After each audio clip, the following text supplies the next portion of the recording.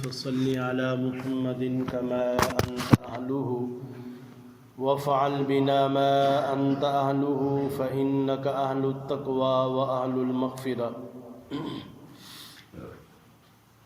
رات کی نماز تراویح میں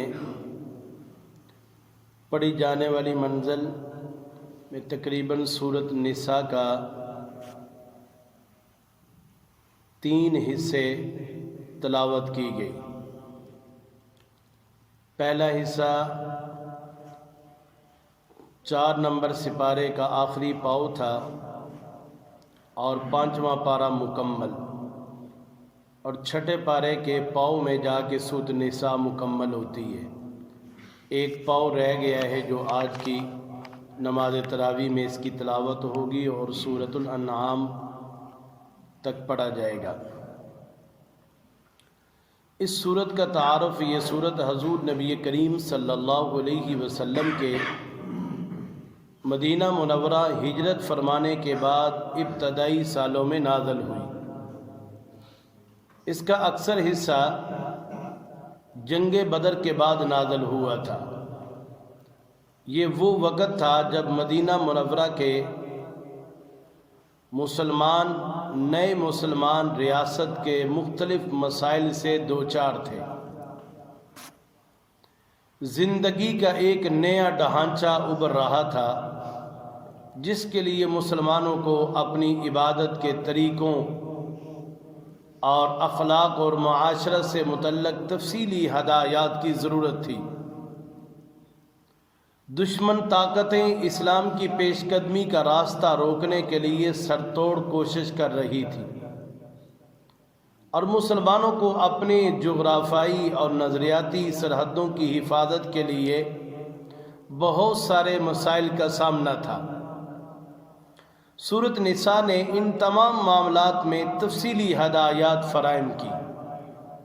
ایک مستحکم خاندانی ڈھانچہ کسی بھی معاشرے کی بنیاد ہوتا ہے، اس لیے یہ سورت خاندانی معاملات کے بارے میں تفصیلی احکام سے شروع ہوئی۔ خاندانی نظام میں عورتوں کا بڑا اہم کردار ہوتا ہے، اس لیے عورتوں کے بارے میں اس سورت نے تفصیلی احکام عطا فرمائے، اور اس لیے اس سورت کا نام بھی سورۃ النساء رکھا گیا۔ نساء عربی میں عورت کو کہتے ہیں۔ جنگ احد کے بعد بہت سی خواتین بیوہ اور بہت سے بچے یتیم ہو گئے تھے، اس لیے سورت نے شروع ہی میں یتیموں کے حقوق کے تحفظ کا انتظام فرمایا، اور اس سورت کی سب سے پہلی آیات خطبہ نکاح میں پڑھی جاتی ہے، یا ایھا الناس اتقوا ربکم الذی خلقکم، اور خطبہ میں جو 3 آیاتیں پڑھی جاتی ہیں، اور وہ تینوں آیاتیں اتقوا اللہ سے شروع ہوتی ہیں۔ کیا مطلب؟ کہ اے ایمان والو تقوی اختیار کرو، اللہ سے ڈر جاؤ۔ اور خطبہ نکاح میں ان تینوں آیاتوں میں اللہ رب العزت نے تقوی کی طرف اشارہ دیا، اس بات کی طرف اشارہ ہے یہ جو نکاح ہو رہا ہے، اس نکاح کے بعد اس جوڑے کی نئی زندگی کا آغاز ہوگا۔ فرمایا اس نئی زندگی کا آغاز اللہ کے ڈر اور خوف سے کرنا، ایک دوسرے کے معاملات، ایک دوسرے کے حقوق پورے کرنے میں کوئی سستی کا مظاہرہ نہ کیا جائے، اللہ سے ڈرا جائے، اس لیے اس بات کی طرف اشارہ ہے۔ اور پھر اس صورت میں یتیموں کے حقوق کا تحفظ فراہم کیا گیا، اور ساتھ ہی وراثت کے احکام بڑی تفصیل کے ساتھ سورۃ نساء میں بیان ہوئی ہے۔ زمانہ جاہلیت میں عورتوں کے ساتھ طرح طرح کے ظلم ہوتے تھے، ان مظالم کی ایک ایک کر کے نشاندہی کی گئی، اور معاشرے سے ان کا خاتمہ کرنے کی ہدایت دی گئی۔ نکاح اور طلاق کے بھی تفصیلی احکام بیان کیے گئے، میاں بیوی کے حقوق بھی متعین فرمائے گئے۔ یہ مضمون آیات نمبر 35 تک چلا ہے، جس کے بعد انسان کی باطنی، معاشرتی اصلاح کی طرف توجہ دلائی گئی۔ مسلمانوں کو عرب کے صحراؤں میں سفر کے دوران پانی کی قلت پیش آتی تھی، اور اسی صورت میں آیات نمبر 43 میں تیمم کا طریقہ اور آیات نمبر 101 میں سفر میں نماز قصر کی سہولت بھی عطا فرمائی گئی۔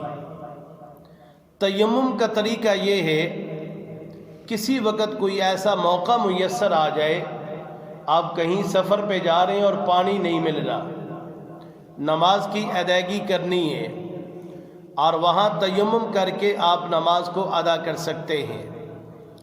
اگر کوئی بیماری لاحق ہو گئی اور وضو کرنے کی وجہ سے پانی جسم کے ساتھ لگنے کی وجہ سے بیماری میں اضافہ ہونے کا اندیشہ ہے، تو اس صورت میں بھی تیمم کیا جا سکتا ہے۔ اگر غسل واجب ہو گیا، اور غسل کا تیمم اور وضو کا تیمم ایک ہی طریقہ ہے، اور اس کا طریقہ بڑا آسان سا ہے کہ مٹی کے اوپر تیمم کرنا ہے۔ کسی بھی لکڑی کے اوپر اگر گرد و غبار پڑا ہے، دیوار کے اوپر گرد و غبار پڑا ہے، اور اس کے اوپر 2 ضربیں لگائی جائیں۔ پہلی ضرب ایسے لگائی جائے اور پھر اپنے ہاتھوں کو جھاڑ لیا جائے۔ جھاڑنے کے بعد اپنے پورے چہرے پہ ملا جائے اچھی طرح، جتنا چہرہ دھویا جاتا ہے اور اتنا سارے چہرے پہ اپنے ہاتھوں کو ملا جائے۔ پھر اس کے بعد دوسری ضرب لگائی جائے، ایسے ضرب لگانے کے بعد ہاتھوں کو جھاڑ لیا جائے اور دائیں ہاتھ سے ایسے شروع کیا جائے، ایسے شروع کرنے کے بعد ایسے، پھر ایسے، اور یہ وضو کا تیمم اور غسل کا تیمم ہے۔ اس سے آپ نماز بھی پڑھ سکتے ہیں، پاک صاف ہو جائیں گے۔ اور یہ تیمم کا طریقہ اللہ نے صرف اس امت محمدیہ کو عطا فرمایا ہے۔ پہلی امتوں کے لیے پاکی کا حاصل کرنے کے لیے اگر کسی کپڑے پہ کوئی نجاست لگ گئی تو وہ پانی سے نہیں دھلا کرتی تھی، اتنا کپڑے کو کاٹا جاتا تھا اور وہ جدا کر کے پھینک دیا تو اللہ رب العزت نے اس امت کے لیے کتنی آسانی کا معاملہ فرمایا کہ تیمم کا طریقہ بتا دیا۔ پہلی امتوں کے لیے تیمم نہیں تھا۔ پھر نماز قصر کرنے کا بھی اسی میں طریقہ بتایا گیا۔ اگر آپ تقریباً 80 کلومیٹر کے سفر پہ جا رہے ہیں اور اس دوران جتنی بھی نمازیں آئیں گی وہ تمام کی تمام نمازیں آدھی ہوں گی سوائے مغرب کے اور فجر کے۔ فجر کی ہے ہی 2 رکعتیں اور مغرب کی 3 ہے، اب ان کا نصف ہو نہیں سکتا۔ ظہر کی نماز ہے، اس کے 2 فرض پڑھے جائیں گے، عصر کی نماز کے 2 فرض پڑھے جائیں گے، عشاء کے 2 فرض اور 3 وتر پڑھے جائیں گے۔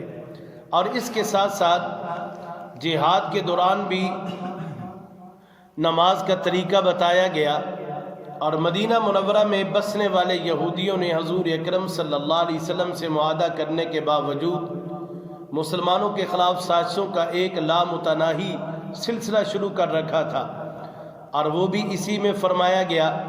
آیات نمبر 44 تا 57 اور 153 آیات نمبر سے لے کے 175 میں ان کی بدعمالیوں کو واضح فرمایا گیا اور انہیں راہ راست پر آنے کی ترغیب بھی دی گئی، اور 171 تا 175 میں ان کے ساتھ عیسائیوں کو بھی خطاب کیا گیا، اور انہیں عیسائیوں کا عقیدہ ہے کہ حضرت عیسیٰ علیہ السلام سولی پہ چڑھے ہیں، اور اس صورت میں یہ بتایا گیا کہ حضرت عیسیٰ علیہ السلام سولی پہ نہیں چڑھے تو اللہ رب العزت نے ان کو زندہ آسمانوں پہ اٹھا لیا گیا۔ یہ ہمارا مسلمانوں کا عقیدہ ہے، اور عیسائی اس بات کو نہیں مانتے، اور اس کی وضاحت بھی اسی صورت میں بیان کی گئی۔ اور اس کے ساتھ ساتھ سیاست اور حکمرانی کے متعلق ہدایات بھی آئی ہیں، منافقین کی بدعمالیوں کا ذکر بھی کیا گیا، جہاد کے احکام بھی بیان کر کے، اور منافقین کی جو منافقت تھی اور اس کا پردہ چاک کیا گیا۔ اور اسی سیاق میں قتل کی سزا مقرر فرمائی گئی۔ جو مسلمان مکہ مکرمہ میں رہ گئے تھے، کفار کے ہاتھوں اور ظلم کی چکی میں پس رہے تھے، ان کی ہجرت کے مسائل بھی زیر بحث آئے۔ اسی دوران بہت سے تنازعات حضور نبی کریم صلی اللہ علیہ وسلم کے سامنے فیصلے کے لیے لائے گئے، اور ان میں فیصلے کرنے کا طریقہ آپ صلی اللہ علیہ وسلم نے بتایا کہ اپنے میں سے کسی سمجھدار کو، پڑھے لکھے آدمی کو اپنے معاملات کا فیصلہ اور جج بنا لینا چاہیے، اور ان کے سامنے اپنے سارے معاملات رکھ دینے چاہیے، اور جس کو جج بنایا جائے وہ پوری امانت اور دیانت کے ساتھ فیصلہ کرے۔ اور یہ سارا طریقہ بتایا گیا، اور مسلمانوں کو آپ صلی اللہ علیہ وسلم نے کئی فیصلے کر کے دکھائے، اور وہاں مسلمانوں کو ترغیب بھی دی گئی کہ آپ صلی اللہ علیہ وسلم کے کیے جانے والے فیصلوں کو دل و جان سے قبول کیا جائے۔ اور اسی طرح توحید کی اہمیت واضح کی گئی۔ خاندانی نظام اور وراثت کے بارے میں صحابہ کرام نے حضور نبی کریم صلی اللہ علیہ وسلم سے متعدد سوالات بھی پوچھے، اور ان کا جواب بھی آپ صلی اللہ علیہ وسلم نے دیا۔ خلاصہ یہ ہے کہ یہ پوری سورت اور اس سورت کے احکام تعلیمات سے بھری پڑی ہے، اور شروع اس کا تقوی سے ہوتا ہے کہ جو حکم دیا گیا، کہا جا سکتا ہے کہ پوری سورت اس کی تفصیلات سے بھری پڑی ہے، کہ تقوی کا آغاز کر کے باقی سارے معاملات، خاندانی معاملات، شادی کے معاملات، یتیموں، فقراء، مسکینوں، بیواؤں، مسلمانوں کے حقوق، جہاد کا حکم، تیمم کا طریقہ، یہ سارے معاملات ذکر کرنے کے بعد فرما دیا گیا کہ ان سارے معاملات کو، ان حقوق کو پورا کرنے کے لیے سب سے پہلی بات یہ ہے کہ دل کے اندر اللہ کا ڈر اور خوف ہو۔ جب آدمی کے دل کے اندر اللہ کا ڈر اور خوف ہوگا، آج میں یہ فیصلہ کرنے لگا ہوں، یہ حقوق پورا کرنے لگا ہوں، اگر اس میں کمی کوتاہی کی تو کل میں اللہ کے حضور بھی پیش ہوں گا، مجھ سے اس بارے میں پوچھا جائے گا۔ اور اس لیے اس صورت کا آغاز تقوی سے کیا گیا کہ ہمارے دلوں کے اندر تقوی آ جائے۔ اور اس روزے کا مقصد بھی یہی بتایا گیا کہ یا ایھا الذین آمنوا کتب علیکم الصیام کما کتب علی الذین من قبلکم لعلکم تتقون۔ روزے فرض کرنے کا مقصد یہ ہے کہ تمہارے اندر تقوی آ جائے، اللہ کا ڈر آ جائے، اللہ کا خوف آ جائے، پرہیزگاری آ جائے، تم متقی بن جاؤ۔ کہ دعا ہے کہ اللہ رب العزت مجھے اور آپ کو صحیح معنوں میں اس قرآن کو سمجھ کر اور اس پر عمل کی توفیق عطا فرمائے۔ آمین ثم آمین۔ الحمدللہ رب العالمین۔ اللہم صلی علی سیدنا و مولانا محمد وعلی آل سیدنا و مولانا محمد وبارک وسلم۔ اللہم ربنا لا تزغ قلوبنا بعد إذ هديتنا وهب لنا من لدنك رحمة إنك أنت الوهاب۔ یا رب کریم ہمارے تمام کے گناہوں کو معاف فرما، ہمارے والدین کے گناہوں کو معاف فرما، ہمارے عزیز و اقربا کے گناہوں کو معاف فرما۔ یہ اللہ رب العزت کی ناراضگی کا ذریعہ ہے بے موسمی بارشوں کا ہونا۔ گندم پکی ہوئی ہے اور بارشیں ہو رہی ہیں، یہ بے موسمی بارشیں ہیں۔ آپ صلی اللہ علیہ وسلم نے خود فرمایا جب اللہ ناراض ہوتے ہیں تو بے موسمی بارشیں ہوتی ہیں۔ تو اس موقع پر رمضان المبارک کے مہینے میں غنیمت سمجھتے ہوئے اپنے گناہوں سے توبہ کی جائے اور اللہ رب العزت سے معافی مانگی جائے اور اللہ رب العزت کو راضی کرنے کی کوشش کی جائے۔ یا رب کریم ہم سب کے سب اپنے گناہوں کی معافی مانگتے ہیں، توبہ کرتے ہیں، تو ہمیں معاف فرما اور ان بے موسمی بارشوں کے سلسلے کو بند فرما۔ یا رب کریم ان بارشوں کو ہمارے لیے رحمت کا ذریعہ بنا۔ یا رب کریم ہمارے تمام کے ساتھ عافیت والا معاملہ فرما، خیر والا معاملہ فرما، اپنے فضل و کرم والا معاملہ فرما، ہمارے تمام کی دعاؤں کو قبول فرما۔ اللہم ربنا تقبل منا انک انت السمیع العلیم وتب علینا انک انت التواب الرحیم، وصلی اللہ تعالی علی خیر خلقہ سیدنا ومولانا محمد وعلی آلہ واصحابہ اجمعین برحمتک یا ارحم الراحمین۔